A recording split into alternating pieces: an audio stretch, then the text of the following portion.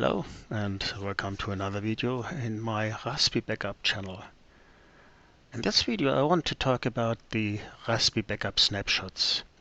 Actually, this is not a snapshot like in LVM or btrfs. It's just a normal raspiBackup backup. But this backup has some special properties, so I decided to call them snapshots, and actually they are also used kind of a snapshot. Okay, so what's the special property, or which special properties do these snapshots now have? First of all, these snapshots are excluded from the backup recycle. So whenever you decide to create a snapshot, this snapshot will live forever until you decide to delete the backup directory on the backup device. So you decide when you want to get rid of the backup, and it's not raspiBackup with the backup recycle. The second property is snapshots can have a description, a free format description. So whenever you create a snapshot with the option -M, then you pass a description, and this description will be appended at the end of the backup directory name. So let's check how these snapshots actually look like on the backup directory. And here you can see we have 3 normal raspiBackup backups which were created in the normal backup cycle overnight or every weekend. And we have 2 snapshots.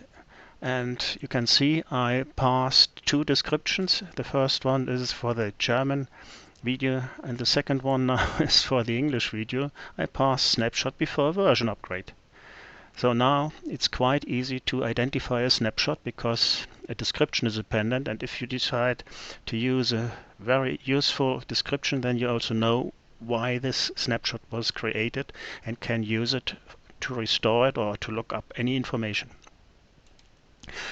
And if you want to get rid of this snapshot, then you have to type in this command, and then it will be gone.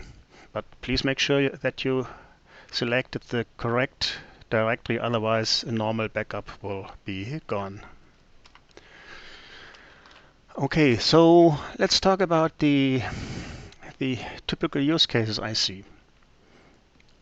I think the most important use case is whenever you set up the new Raspberry or do some modification on an existing system, then you should create snapshots every time when you have some important installation steps finished. Let's say, for example, you set up a new system, you finished networking setup, create a snapshot. Then you finished to install your home automation software, create a snapshot, and so on and so on. So whenever something went wrong, you can just go back to the latest snapshot, restore it, and continue installation. A lot of time I've seen people who spend a lot of time to install everything on their Raspberry, and by some event the system was not able to boot again, and the system was corrupted, so they had to start from scratch again. This will not happen if you create snapshots. So I strongly recommend to use snapshots whenever you set up a new system or you upgrade the system, just to be able to go back if something goes wrong. And there's another typical use case I see. If you want to upgrade a production system, then you create a snapshot, and this snapshot then will be restored on a second Raspberry. You install the new software or you upgrade your software, test it, and if everything is fine, then you just switch the SD card or the USB disk on off your production system, and then in 2 or 5 minutes your system is up and running again and was upgraded. But I've seen a lot of time people asking, or they need the old snapshot of the system when they created the update.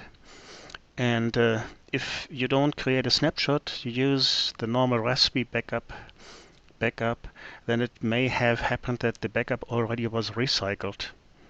In particular, if it's, let's say, 3 months or 6 months ago that you upgraded your system. If you have a snapshot, the snapshot will stay there as long as you decide, and you can look up any information whenever you need it. And then finally, if you have a good feeling that your system is good, then you decide to delete the backup, and that's it. Okay, I hope I gave you some ideas where snapshots, raspiBackup snapshots are useful for you, and you start to use them.